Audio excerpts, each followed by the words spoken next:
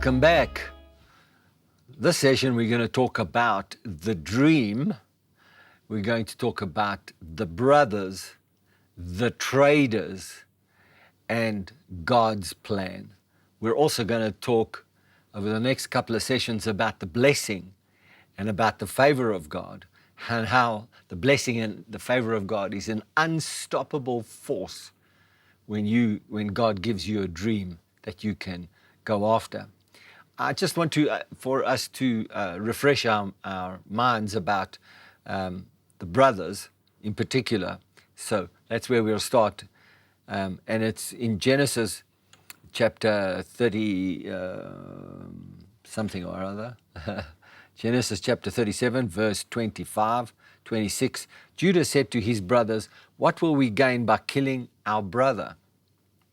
We'd have to cover up the crime." This, of course, is the brothers talking about Joseph.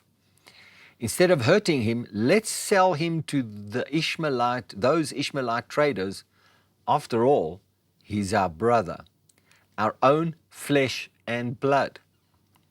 And his brothers agreed. So when the Ishmaelites, who were Midianite traders, came by, Joseph's brothers pulled him out of the cistern and sold him to them for 20 pieces of silver. And the traders took him to Egypt. So let's talk about the brothers for a moment. These brothers, they state the obvious. He's our own flesh and blood. He's their brother, and they were contemplating killing him. What is a force so powerful that brothers would want to kill their own flesh and blood?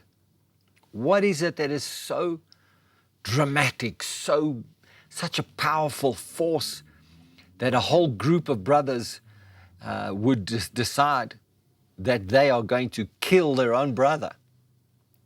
Well, for sure, they recognized that Joseph had a level of favor on his life from his father that they had not witnessed coming towards them. They despised him for it. They hated him for it. They had a great deal of envy for the favor that Joseph had. These things are always going to be present when God gives you a dream. And of course, we know that Joseph had two dreams, but they were telling the same story, just in different ways.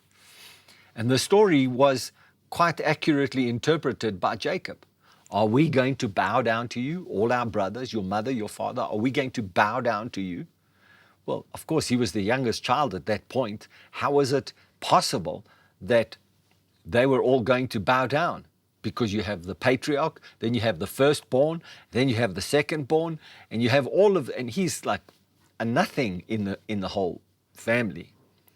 And yet, the Bible says, and we talked about it previously, that Jacob meditated on these things. He kept these things in his heart, because obviously that meant something to him.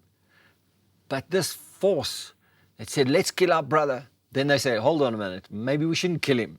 After all, he is our flesh and blood. Let's rather sell him to traders as a slave. Now, I'll tell you what, there's only one step further away from death, and that's to be a complete bought slave. If you're a bought slave, you have no future. You have nothing going for you. You can't make a decision for yourself. You can't even make basic things like decide when you want water, when you want to go to the toilet, when you want to eat something, if you're cold or you're hot, there's none of those rights are yours. You are a complete slave. You are completely dominated by other people's will. What they did to Joseph was, oh, you think you have a dream. You think God has got special favor upon your life. You think there's a special blessing for you. Let us show you actually how little that means to us.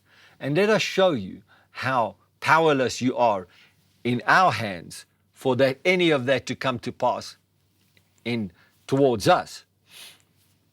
How mistaken they were. But I'm trying to say to you, if you share a dream with brothers, you can't predict how they're going to react to what you say to them. Very often, they may want to kill you. They may want to kill your dream. They may want to trade on your dream. They might want to do a whole lot of things. But certainly, it's not a given that they are going to support you or even accept what your dream says. So be careful what you say to people when God gives you a dream to pursue it. Someone said this recently. He said, God-inspired dreams are the ones that you know will turn out good for you. I'll see you in the next one.